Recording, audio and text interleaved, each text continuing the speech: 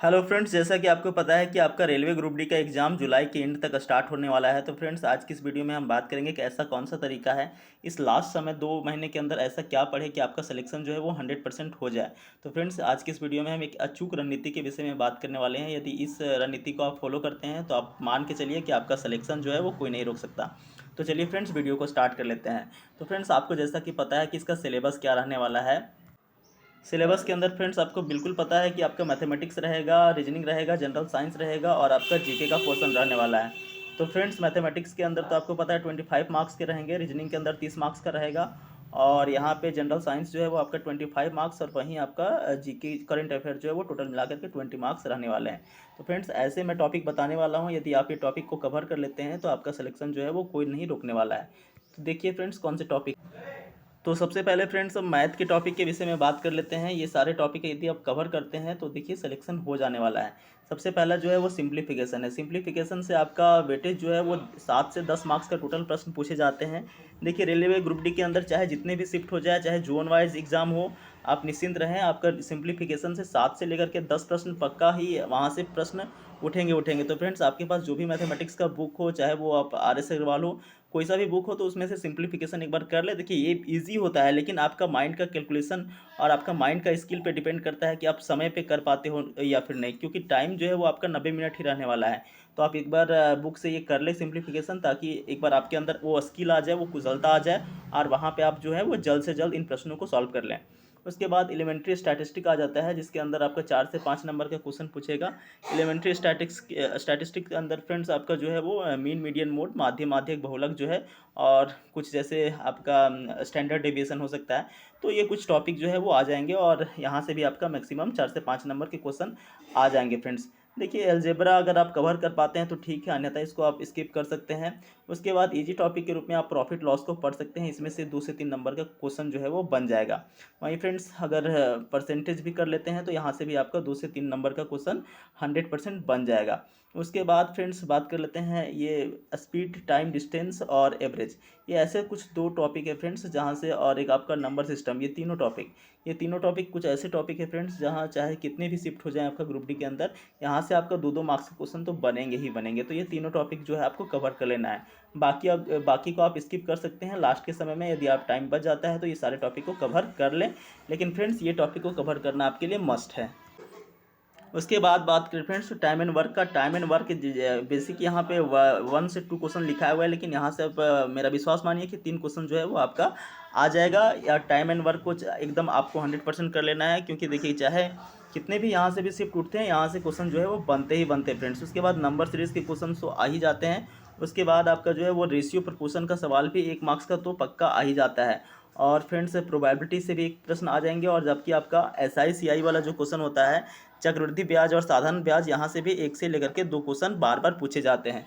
तो ये कुछ ऐसे टॉपिक है फ्रेंड मैथ के अंदर जिसको आपको 100% कर लेना है, और यहाँ से कम आपका जो है वो 20 मार्क्स तो पक्के आ ही जाएंगे। टोटल आपका 25 है, तो 25 में से 20 मार्क्स यदि आप इतने टॉपिक को कवर करते हैं तो आपका आ जाएगा। मैं फिर से एक बार रिकॉल करवा दूँ फ्रेंड्स, ताकि आपको कौन कौन से टॉपिक कर लेना है। तो सबसे पहला अगर टॉपिक की बात करें तो आप एक बार सिंप्लीफिकेशन को ध्यान रख लीजिएगा। उसके बाद एलिमेंट्री स्टैटिस्टिक्स को ध्यान रख सकते हैं, प्रॉफिट लॉस को ध्यान रख सकते हैं, परसेंटेज हो गया। उसके बाद आपका number system, speed, time, distance और एवरेज हो गया।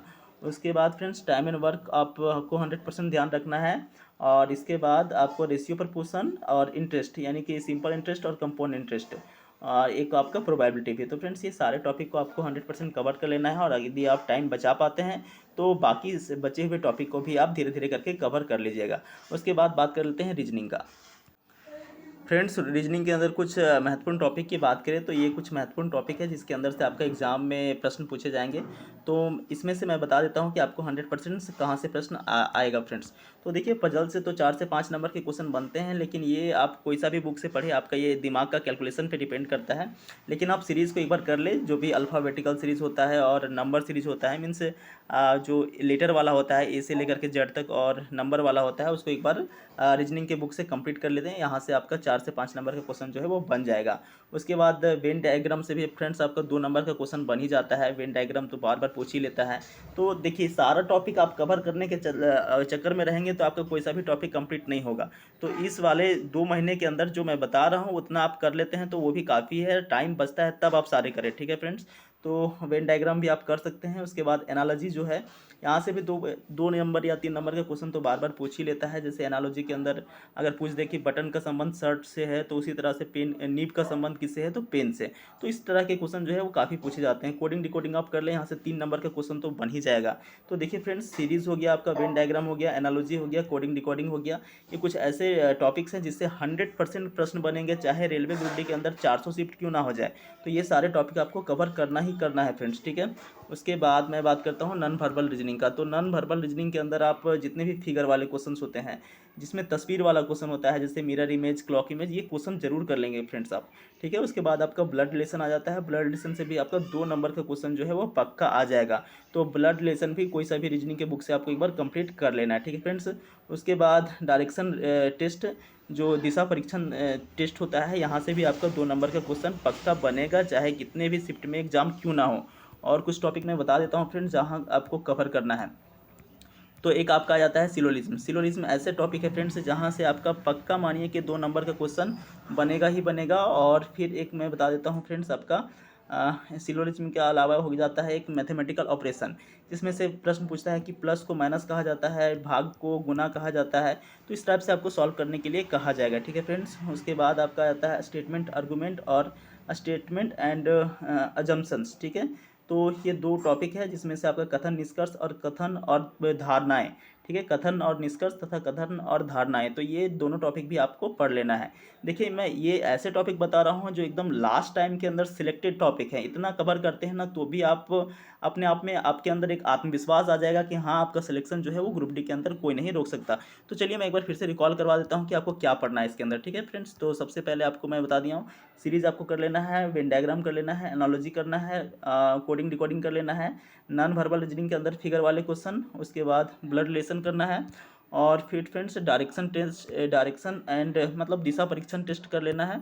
और उसके बाद आपको जो है वो सिलोजिज्म को ध्यान रख लेना है, और स्टेटमेंट एंड आर्गूमेंट्स यानी कथन निष्कर्ष और कथन और धारणाएं, और साथ में मैथमेटिकल ऑपरेशंस, ये कुछ टॉपिक है जिसको आपको 100% कर ही लेना है। उसके बाद अब आते हैं फ्रेंड्स आपका जो जीएस वाला पोर्शन है, मतलब जीके जनरल नॉलेज वाला पोर्शन है, उसके अंदर आपको क्या कंप्लीट करना है। देखिए फ्रेंड्स, जीएस काफ़ी वास्ट सिलेबस है, लेकिन इसके अंदर भी आपको बहुत सारी चीज़ पढ़ने की ज़रूरत नहीं है। यहाँ से आप एक बार करेंट अफेयर को प्रीफर करें, उसके बाद हिस्ट्री में मॉडर्न हिस्ट्री को, और पॉलिटी को एक बार ऊपर ऊपर से देख सकते हैं लूसेंट से। लेकिन फ्रेंड्स देखिए, ये जितने भी मिसलेनियस का टॉपिक है इसके रिगार्डिंग मैंने पहले भी एक वीडियो बना दिया है, और उस वीडियो में मैंने आपको स्पष्ट रूप से वो टॉपिक बता दिए हैं कि कौन से टॉपिक आपको पढ़ने हैं। और वो टॉपिक यदि आप पढ़ लेते हैं ना फ्रेंड्स, तो आप मेरा विश्वास मानिए कि वहाँ से आपका प्रश्न जो है वो 100% आ जाएगा। तो वो जो वीडियो मैंने बनाया है उसका लिंक जो है मैंने डिस्क्रिप्शन में दे दिया है। उसके बाद बात करते हैं फ्रेंड्स साइंस का। तो साइंस के अंदर आपको मैं दिखा देता हूँ कि आपको क्या पढ़ना है। देखिए फ्रेंड्स, ऑफिशियल सिलेबस की बात करें तो इसमें जनरल साइंस के अंदर आपको लिखा है the syllabus under this cell over physics, chemistry and life science of 10th standard level CBSE.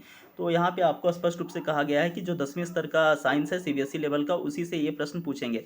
तो आपको कुछ भी नहीं करना है, क्लास 10th का जो एनसीईआरटी का साइंस है उसको उठा लेना है, और वहाँ से जितने भी टॉपिक है उसमें से टोटल आपका 16 चैप्टर्स मिलेंगे। उसमें से लास्ट का जो कुछ चैप्टर्स हैं बायोलॉजी का, उसको छोड़ देना है, बाकी सारे चैप्टर्स को डिटेल में आपको पढ़ लेना है।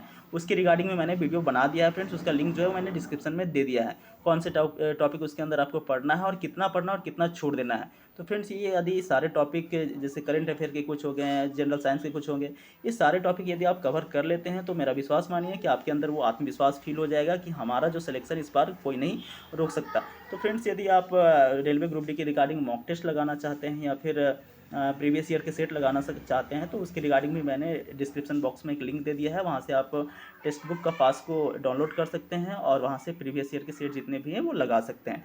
तो फ्रेंड्स वीडियो देखने के लिए धन्यवाद। यदि चैनल अच्छा लगा हो तो चैनल को सब्सक्राइब करें और वीडियो को लाइक कर लें। धन्यवाद दोस्तों।